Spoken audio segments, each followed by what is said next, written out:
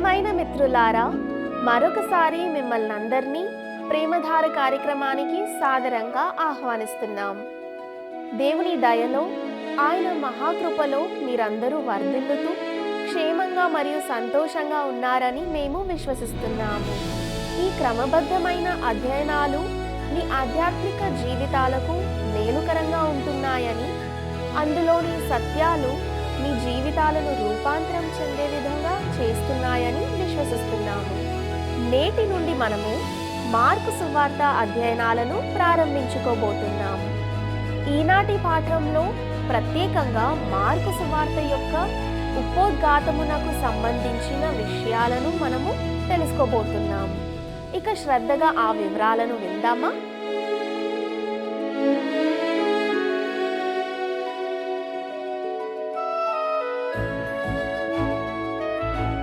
క్రీస్తునందు ప్రియమైన ప్రేమధార టీవీ వీక్షకులందరికీ మన రక్షకుడైన యేసు క్రీస్తు సాటిలేని నామంలో శుభములు తెలియజేస్తున్నాం. నేటి నుండి మనము మార్కు సువార్త అధ్యయనాలను ప్రారంభించుకోబోతున్నాం. ఈనాటి పాఠంలో మనము మార్కు సువార్త యొక్క ఉపోద్ఘాతముతో పాటు మొదటి అధ్యాయము 1 నుండి 3 వచనాల వరకు ధ్యానించుకోబోతున్నాం. ఇక ముందుగా మార్కు సువార్త ఉపోద్ఘాతమును గురించి తెలుసుకుందాం. కాలక్రమానుసారంగా వ్రాయబడిన సువార్తల్లో ఈ మార్కు సువార్త మొదటిది. వాస్తవానికి ఇది క్రొత్త నిబంధనలో వ్రాయబడినటువంటి మొట్టమొదటి పుస్తకాల్లో ఒకటి. అంటే అన్నిటికంటే మొదటిది కాకపోయినా ప్రారంభంలో వ్రాయబడిన వాటిల్లో ఒకటి. ఇది బహుశా క్రీస్తు శకము 63వ సంవత్సరానికి ముందు రోమా నుండి వ్రాయబడి ఉండవచ్చు. క్రొత్త నిబంధన రచయితల్లో మార్కు ఒకడు, కానీ ఆయన అపోస్తులుడు కాదు. మత్తయి అపోస్తులుడు, అలాగే యోహాను కూడా అపోస్తులుడే. లూకా అపోస్తులుడైన పౌలుకు అత్యంత సన్నిహిత మిత్రుడు మరియు ఆప్తమిత్రుడు. వాస్తవానికి మార్కు యొక్క మరొక పేరు యోహాను మార్కు. యోహాను అనేది అతని యూదు పేరు, మార్కు అనేది అతని లాటిన్ ఇంటి పేరు. ఈ విషయాన్ని ఒకసారి మనము అపోస్తుల కార్యముల గ్రంథము 12వ అధ్యాయము 12వ వచనంలో గమనిద్దాం. ఇట్లు ఆలోచించుకొని అతడు మార్కు అను మారు పేరు గల యోహాను తల్లి అయిన మరియా ఇంటికి వచ్చెను. అక్కడ అనేకులు కూడి ప్రార్థన చేయుచుండిరి. ప్రియులారా, ఈ వచనము సీమోను పేతురు చెరసాల నుండి విడుదలైన సమయం గురించి ఇది ప్రస్తావిస్తుంది. వాస్తవానికి లేఖనాల్లో యోహాను మార్కు గురించి లభించే మొట్టమొదటి చారిత్రక ప్రస్తావన కూడా ఇదే. స్పష్టంగా అతని తల్లి యెరూషలేము సంఘంలో ఒక ధనవంతురాలు మరియు ప్రముఖ క్రైస్తవ స్త్రీ అని ఈ సంఘము ఆమె ఇంట్లోనే సమావేశమయ్యేదని తెలుస్తుంది. పౌలు చేపట్టిన మొదటి సువార్త ప్రయాణంలో అనగా మొదటి మిషనరీ యాత్రలో మార్కు పౌలుతో పాటు వెళ్ళాడు. ఆయన బర్నబాకు మేనల్లుడు. కొలసీ పత్రిక 4వ అధ్యాయము 10వ వచనంలో పౌలు ఈ విషయాన్ని తెలియజేస్తాడు. ఆయన సీమోను పేతురుకు ఆత్మీయ కుమారుడిగా ఉన్నట్లు కనిపిస్తుంది. ఎందుకంటే పేతురు భక్తుడు మొదటి పేతురు పత్రిక 5వ అధ్యాయము 13వ వచనంలో ఇలా వ్రాశాడు: బబులోనులో మీ వలె నేర్పరచబడిన ఆమెయు నా కుమారుడైన మార్కును మీకు వందనములు చెప్పుచున్నారు. మార్కు సువార్తకు చాలా కాలంగా సీమోను పేతురు సువార్తగానే పరిగణిస్తూ వచ్చారు. దానికి తగిన ఆధారాలు ఉన్నాయని నేను కూడా భావిస్తున్నాను. కాసేపట్లో మనం దానిని మరింత వివరంగా పరిశీలిద్దాం. మొదటి సువార్త ప్రయాణానికి ముందే ఈ యోహాను మార్కు పౌలు మరియు బర్నబాలతో కలిశాడు. అపోస్తల కార్యములు 13వ అధ్యాయము 5వ వచనంలో మనకి ఇలా చెప్పబడింది: వారు సలామీలో ఉండగా యూదుల సమాజ మందిరములలో దేవుని వాక్యము ప్రచురించుచుండిరి. యోహాను వారికి ఉపచారము చేయువాడై ఉండెను. కానీ పంఫులియాలోని పెర్గే వద్ద ఈయన వెనుతిరిగాడు. బహుశా నేటి భాషలో చెప్పాలంటే ఆయన కొంచెం పిరికివాడుగా ప్రవర్తించాడని చెప్పవచ్చు. వెనుతిరిగినందుకు ఇక్కడ మనము యోహాను మార్కును సమర్థించాల్సిన అవసరం లేదని నేను భావిస్తున్నాను. తన ప్రవర్తనకు అతడు ఏదైనా సమర్థించుకోవచ్చు, కానీ మొత్తానికి రెండవ సువార్త లేదా రెండవ మిషనరీ యాత్రకు అతన్ని తీసుకెళ్ళడానికి పౌలు ఇష్టపడలేదు. అయితే బర్నబా మాత్రము అతన్ని తీసుకొని వెళ్ళాలని అనుకున్నాడు. బర్నబా గొప్ప వ్యక్తి, అతన్ని క్షమించడానికి సిద్ధంగా ఉండినాడు. కానీ పౌలు అలా కాదు. అపోస్తల కార్యములు 15వ అధ్యాయము 37-38 వచనాల్లో ఇలా చెప్పబడింది. అప్పుడు మార్కు అను మారు పేరు గల యోహానును వెంటబెట్టుకొని పోవుటకు బర్నబా ఇష్టపడెను. అయితే పౌలు పంఫులియాలో పని కొరకు తమతో కూడా రాక తమ్మును విడిచిన వానిని వెంటబెట్టుకొని పోవుట యుక్తము కాదని తలంచెను. దీన్ని బట్టి చూస్తే మార్కు విఫలమయ్యాడని పౌలు భావించినట్లుగా నాకు అనిపిస్తుంది. ఇదే అధ్యాయంలోని 39వ వచనంలో ఇలా చెప్పబడింది. వారిలో తీవ్రమైన వాదము కలిగినందున వారు ఒకనిని ఒకడు విడిచి వేరైపోయిరి. బర్నబా మార్కును వెంటబెట్టుకొని ఓడ ఎక్కి కుప్రాకు వెళ్ళెను. మనకు తెలిసినంత వరకు ఆ తరువాత లేఖనాల్లో అతని ప్రస్తావన కనిపించదు. యోహాను మార్కు పరిచర్య గురించి మనకు చాలా తక్కువ సమాచారం మాత్రమే తెలుసు. అయితే యోహాను మార్కు తన జీవితంలో మంచి మార్పును సాధించి విజయవంతమయ్యాడని మనకు తెలుసు. పౌలు తన చివరి రోజుల్లో అనగా తన మరణానికి ముందు 2వ తిమోతి పత్రిక 4వ అధ్యాయము 11వ వచనంలో ఇలా వ్రాశాడు. లూకా మాత్రమే నా యొద్ద ఉన్నాడు, మార్కును వెంటబెట్టుకొని రమ్ము, అతడు పరిచారము నిమిత్తము నాకు ప్రయోజనకరమైన వాడు. తుకీకును ఎఫెసునకు పంపితిని. సువార్త వృత్తాంతంలో ఎక్కడైనా అతని ప్రస్తావన ఉందా అనే ప్రశ్న ఎప్పుడు ఉంటూనే ఉంది. నేను ఆ విషయాన్ని ప్రస్తావిస్తున్నప్పటికీ వ్యక్తిగతంగా ఆ ఊహకు ఎటువంటి ఆధారం లేదని నేను భావిస్తున్నాను. ఈ మార్కు సువార్తకు సంబంధించిన విషయాలను మార్కు పేతురు నుండి తెలుసుకున్నాడని చెప్తారు. మరికొందరు అతడు సువార్త వివరణను పౌలు నుండి పొందాడని అంటారు. నేను ఆ విషయాన్ని అంగీకరించడానికి సిద్ధంగా ఉన్నాను. ఇంతకీ 4 సువార్తలు ఎందుకున్నాయి? ఒక కారణం ఏమిటంటే అవి వేర్వేరు వ్యక్తుల కోసం రాయబడ్డాయి. మత్తయి సువార్త ఇశ్రాయేలు జాతి కోసము, అంటే మతపరమైన ఆసక్తి ఉన్నవారి కోసం రాయబడింది. మార్కు సువార్త ప్రత్యేకంగా రోమీల కోసము, ఆ కాలపు రోమన్ పరిస్థితులకు అనుగుణంగా వ్రాయబడింది. ఇది బలవంతులైన వారి కోసము వ్రాయబడింది. అనగా రోమన్లు 1000 సంవత్సరాల పాటు ప్రపంచాన్ని పాలించారు. మార్కు సువార్త అటువంటి ప్రజల కోసం వ్రాయబడింది. రోమన్లు వాస్తవానికి ప్రపంచాన్ని తమ ఆధీనంలోకి తెచ్చుకున్నారు. వారు శాంతి, న్యాయము, మంచి రహదారులు, శాంతి భద్రతలు మరియు రక్షణను కల్పించారు. కానీ అది బలవంతంగా రుద్దబడిన శాంతి. మానవాళిపై రోమ్ యొక్క కఠినమైన ఆధిపత్యము ఉక్కుపాదం ఉండేది. దానికి ప్రజలు భారీ మూల్యాన్ని చెల్లించాల్సి వచ్చింది. వాస్తవానికి రోము ఒక బలమైన నియంతృత్వ పాలనగా ఉండేది. డాక్టర్ డిఎస్ గ్రెగరీ అనే గొప్ప రచయిత దీనిని ఇలా వివరించాడు. చట్టం మరియు న్యాయం పట్ల గౌరవానికి అత్యంత ప్రాధాన్యతనిచ్చే రాజకీయ సూత్రాల ఆధారంగా రూపొందిన చట్టం అనే రూపంలో ఉన్న మానవ శక్తి వ్యక్తిని రాజ్యానికి లోబడి ఉండేలా చేసి రాజ్యాన్ని విశ్వవ్యాప్తం చేయడం ద్వారా మానవాళిని పరిపూర్ణం చేయగలదా అని పరీక్షించి చూడడమే ఆ రోమన్ యొక్క విధానము లేదా ఉద్దేశము. ప్రియులారా, ప్రాచీన ప్రపంచంలో రోము క్రియాశీలకమైన మానవ శక్తికి ప్రతీకగా నిలిచింది మరియు అది చివరికి నియంతృత్వానికి దారితీసింది. ఆ అధికారము వాస్తవానికి ఒకే వ్యక్తి చేతిలో కేంద్రీకృతమై ఉండేది. అదే గొప్ప ప్రమాదకరమైన అంశం. మనం కూడా అటువంటి దిశగానే ప్రయాణిస్తున్నందున నేడు కూడా అటువంటి ప్రమాదమే పొంచి ఉంది. ఈ సందర్భంలో నేను డాక్టర్ డిఎస్ గ్రెగరీ గారి మరికొన్ని మాటలను ప్రస్తావిస్తాను.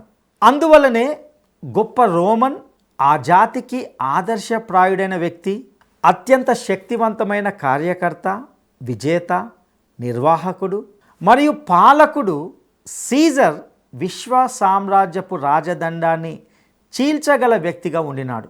సీజర్ మరియు సీజరిజం రోమన్ అభివృద్ధి యొక్క అనివార్య ఫలితం. మానవ నిరంకుశ పాలకుడి చేతిలో సహజ న్యాయం పాపి అయిన మనిషికి భయంకరమైన విషయం అని రోమన్ లోతుగా గ్రహించేలా చేసినప్పుడు నజరేయుడైన యేసును తన సార్వభౌముడిగా మరియు రక్షకుడిగా, అనగా ప్రపంచానికి ఎదురు చూస్తున్న విమోచకుడిగా అంగీకరించమని పరిశుద్ధాత్మ దేవుడు అతనికి సిఫార్సు చేస్తుంది. ప్రియులారా, జూలియస్ సీజర్ వంటి శక్తివంతమైన పాలకుడే రోమన్ల అంతిమ ఆదర్శమని ఈ భాగము వాదిస్తుంది.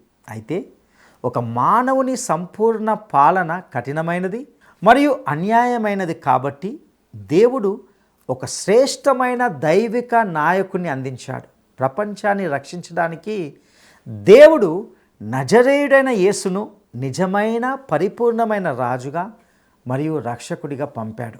ఈ భాగం యొక్క విశ్లేషణ ఏమిటంటే, రోమన్లు అంతిమ కార్యశీలి, విజేత మరియు పాలకుడికి విలువ ఇచ్చారు.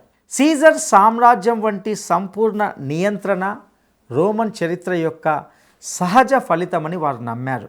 అయితే సమస్య ఏమిటంటే, సర్వశక్తిమంతుడైన మానవ పాలకుడు నిరంకుశుడు ఉండడం సాధారణంగా కఠినత్వానికి మరియు బాధలకు దారితీస్తుందని ప్రజలు గ్రహించినప్పుడు వారు ప్రాపంచిక నాయకులపై విశ్వాసాన్ని కోల్పోయారు.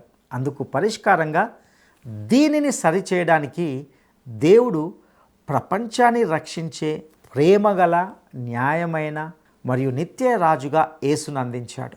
ఇక పౌలు భక్తుడు రోమపత్రిక 1వ అధ్యాయము 16వ వచనంలో ఇలా వ్రాశాడు: సువార్తను గూర్చి నేను సిగ్గుపడవాడను కాను, ఏలయనగా నమ్ము ప్రతివానికి రక్షణ కలుగజేయుటకు అది దేవుని శక్తి అయి ఉన్నది.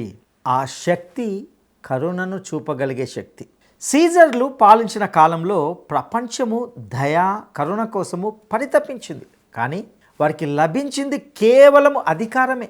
ఆ శక్తిని ఎదిరించడానికి ఏ మనిషి సాహసించని రోజులవి. ఎందుకంటే దానిని ఎదిరించడం అంటే ప్రాణాల మీదకు తెచ్చుకోవడమే. దాని బారి నుండి తప్పించుకోవడం అసాధ్యం. ఎవరు దాని పరిధిని దాటి వెళ్ళలేకపోయేవారు.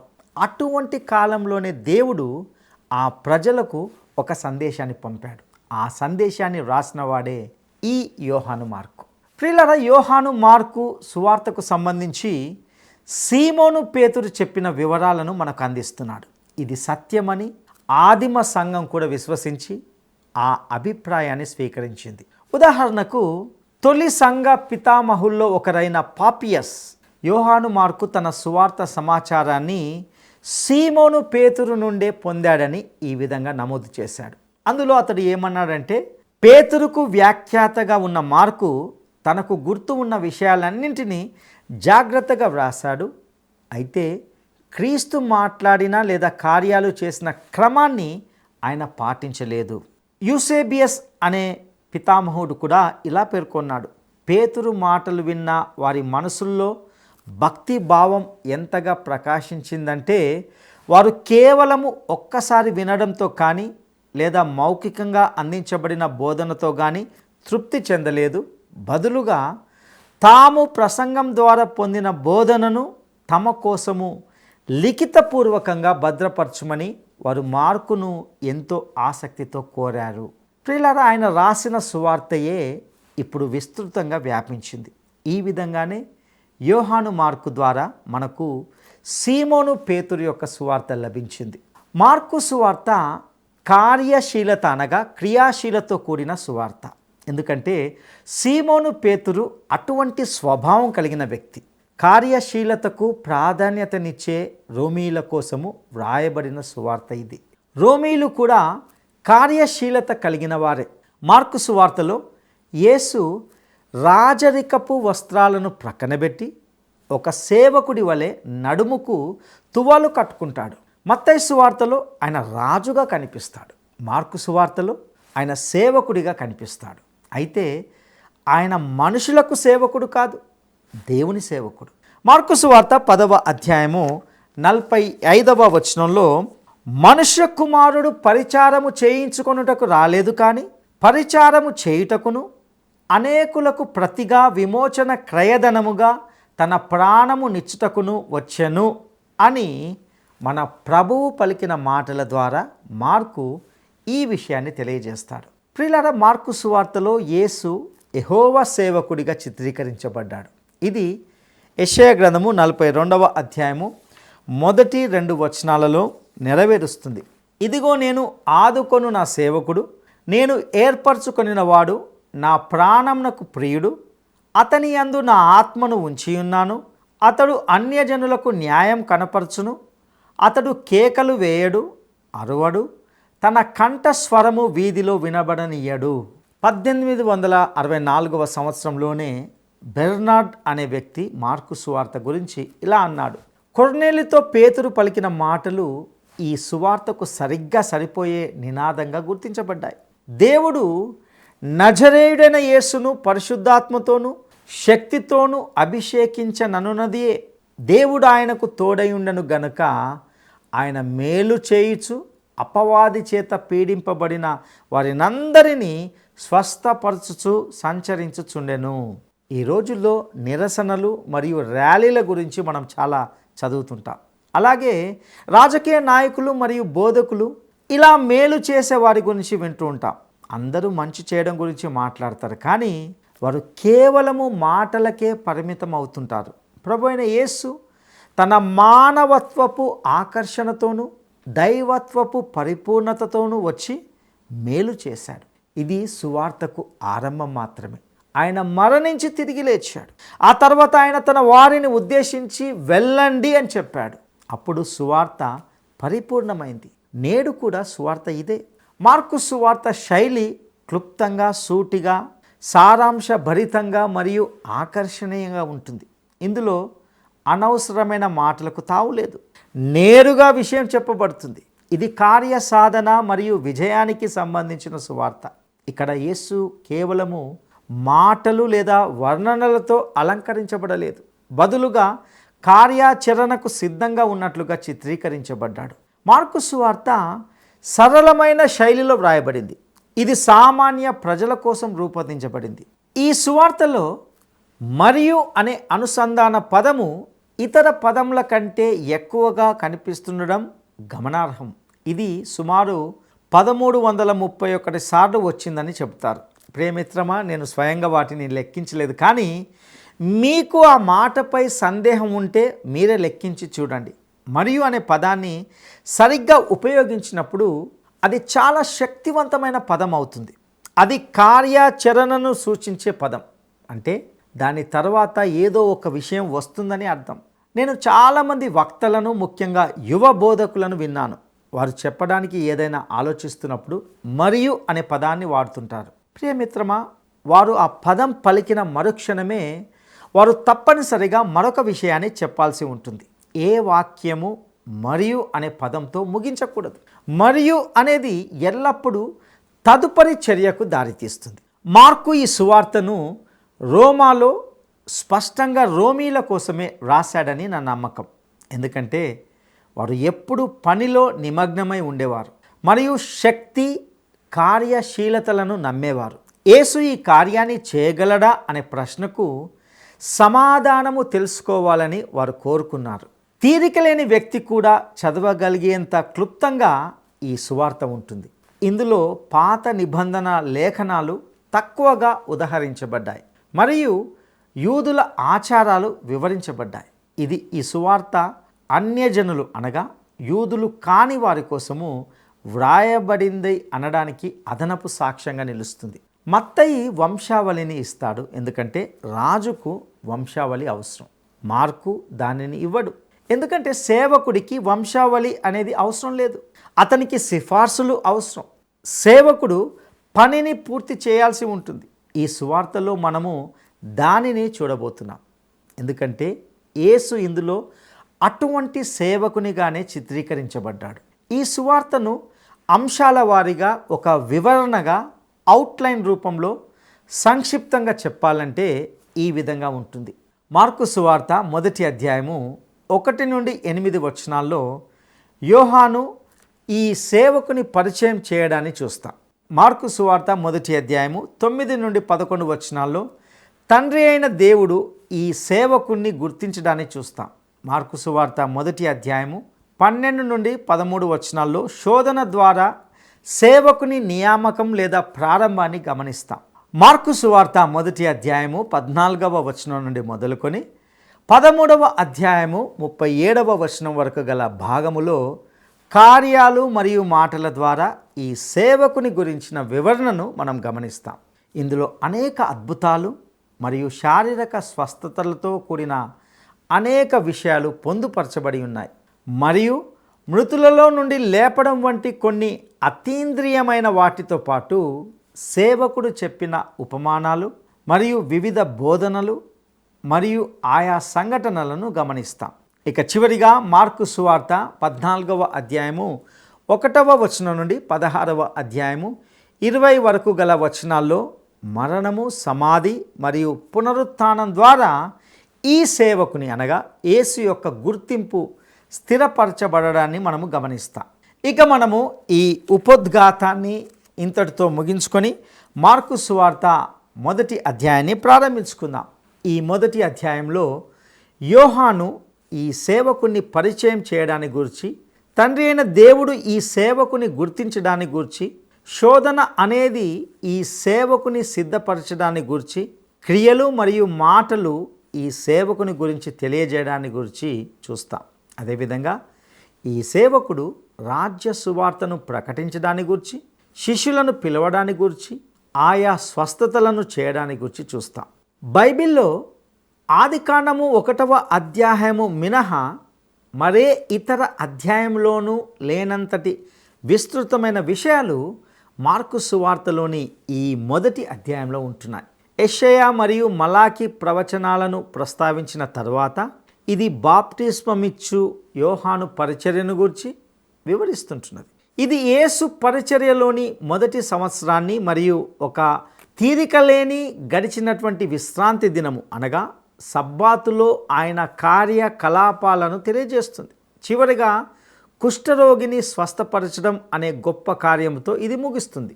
ఎంతో బిజీగా ఉండే జీవితం మధ్యలో కూడా యేసు ప్రార్థించడానికి సమయము కేటాయించేవాడు అని మనము గమనించాలి. మత్తయి సువార్తలో ప్రముఖంగా కనిపించే వంశావళి వివరాలు ఇందులో లేకపోవడం ఈ అధ్యాయాన్ని ప్రత్యేకంగా నిలుపుతుంది. ఎందుకో మనము ఇంతకుముందే చెప్పుకున్నాం, రాజుకు వంశావళి అవసరం, కానీ సేవకుడికి పుట్టిన తేదీ ధృవీకరణ పత్రం అనగా బర్త్ సర్టిఫికెట్ కంటే సిఫార్సులు లేదా అర్హతలే ముఖ్యం. ఇక్కడ ప్రశ్న ఆయన పూర్వీకుల గురించి కాదు, ఆయన చేసే పనుల గురించి. అంటే ఆయన ఆ పనిని చేయగలడా లేదా అన్నదే ముఖ్యం. యెహోవా సేవకుడైన ఆయన తన పనుల ద్వారా ఇక్కడ గుర్తించబడతాడు. అంతేకాకుండా అబ్రహాము వరకు వెళ్ళే యేసు వంశావళి గురించి రోమీలకు లేదా ఇతర అన్యజనులకు పెద్దగా ఆసక్తి ఉండకపోవచ్చు.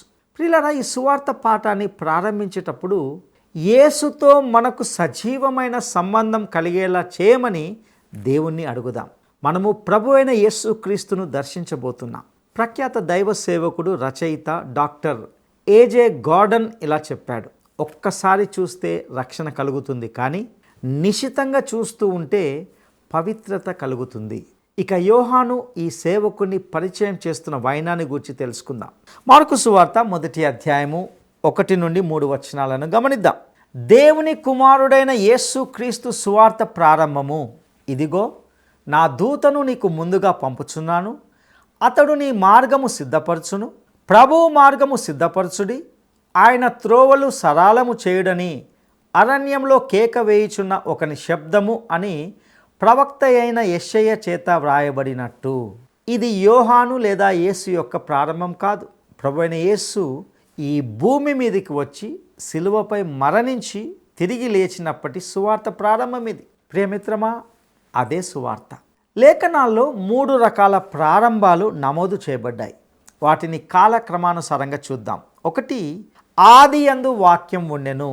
యోహాను సువార్త 1వ అధ్యాయం 1వ వచనం. ఇది కాలానికి అతీతమైన సమయానికి ముందే ఉన్నటువంటి ఆదికి సంబంధించింది. ఇక్కడ మానవ మేధస్సు కేవలము అస్పష్టమైన అవగాహనను మాత్రమే పొందగలదు. ఇది కాలక్రమం కంటే తార్కికమైనది. ఎందుకంటే నా ఆలోచనలో ఏదైనా విషయాన్ని ప్రారంభించడానికి నేను గతంలోని ఒక బిందువును ఆధారంగా చేసుకోవాలి. ఆకాశంలో విమానాన్ని చూస్తే ఎక్కడో ఒక చోట విమానాశ్రయం ఉందని నేను భావిస్తాను. అది ఎక్కడ ఉందో నాకు తెలియకపోవచ్చు, కానీ ఆ విమానము ఏదో ఒక చోట నుండి బయలుదేరుతుందని నాకు తెలుసు. కాబట్టి నేను ఈ విశ్వం వైపు చూసినప్పుడు అది ఎక్కడి నుండో ప్రారంభమైందని, ఆ ఎక్కడో ఒక దేవుడు ఉన్నాడని నాకు తెలుసు, కానీ ఆ ప్రారంభం గురించి నాకేం తెలియదు. దేవుడు మనల్ని కలవడానికి నిత్యత్వం నుండి బయటకు వస్తాడు. ఆయన మనల్ని కలిసే చోట మనకు తోచినంత వెనక్కి వెళ్ళి ఆయన అంతకుముందే అక్కడ ఉన్నాడని గ్రహించాలి. ఇక రెండవది, ఆది యందు దేవుడు ఆకాశమును భూమిని సృజించెను. ఆదికాండం 1వ అధ్యాయం 1వ వచనం. ఇక్కడే మనము నిత్యత్వం నుండి కాలంలోకి అడుగు పెడతాం. అయినప్పటికీ చాలామంది ఈ విశ్వం యొక్క కాలాన్ని నిర్ధారించడానికి ప్రయత్నిస్తున్నప్పటికీ ఇప్పటి వరకు ఏ మనిషికి తెలియదు. మనిషి అంచనాలు 6,000 నుండి 3 బిలియన్ల సంవత్సరాల వరకు ఉన్నాయి. మనకు తెలిసింది చాలా తక్కువ. కానీ మనము ఆయన సన్నిధిలోకి వచ్చి ఆయన మనల్ని ఎలా తెలుసుకున్నాడో అలాగే మనము కూడా తెలుసుకోవడం ప్రారంభించినప్పుడు మనము అస్పష్టంగా అద్దంలోంచి చూసామని గ్రహిస్తాం. మన మూర్ఖత్వానికి, మన అజ్ఞానానికి మనము ఆశ్చర్యపోతామని నేను ఖచ్చితంగా చెప్పగలను. ప్రియులారా, మన దేవుడు గొప్ప దేవుడు. ఆయనకు చాలా సమయం ఉంది. ఇక మూడవది, సువార్త ఆరంభము. మార్కు సువార్త 1వ అధ్యాయము 1వ వచనంలోని సువార్త ఆరంభము అనేది ఆది నుండి ఉన్నది. ఇది 1 యోహాను పత్రిక 1వ అధ్యాయము 1వ వచనంలో ఉన్న దానితో సమానం. ఇది తేదీతో కూడుకున్నది. ఇది యేసుక్రీస్తు మానవ శరీరాన్ని ధరించిన ఖచ్చితమైన క్షణానికి తిరిగి వెళ్తుంది. ఒక మాటలో చెప్పాలంటే యేసుక్రీస్తే సువార్త. పాత నిబంధన నుండి చాలా తక్కువ ప్రవచనాలను పేర్కొన్న మార్కు ఇక్కడ 2 ప్రవచనాలను ఉదహరించాడు. రోమీలకు ప్రవచనం గురించి చాలా తక్కువగా తెలుసు. తాను మాట్లాడుతున్న ఈయనకు వంశావళి అవసరం లేదని, కానీ ఆయనకు సూచనలు అవసరమని వారికి చూపించడానికి ఆయన ఇలా చేశాడు. కాబట్టి ఆయన సూచనలు యెషయా మరియు మలాకీల వరకు విస్తరించి ఉన్నాయని మార్కు చూపించాడు. అపోస్తులైన యోహాను మరియు మార్కు ఇద్దరు కూడా బాప్టిస్మమిచ్చు యోహాను రాకడ, క్రీస్తుకు ముందుగా రాబోయే వాని గురించిన ప్రవచనాలను నెరవేర్చిందని ప్రకటించారు. ప్రియ సహోదరుడా, సహోదరి, ఈ మార్కు సువార్త యొక్క ఉపోద్ఘాతంలోని విషయాల ద్వారా మన విశ్వాసము మరింత బలపడి క్రీస్తు యొక్క సేవకత్వము మన ఆధ్యాత్మిక జీవితాలకు ఆశీర్వాదకరంగా ఉండుటకు ప్రభు మనకు సహాయం చేయనుగాక. దైవాశీస్సులు.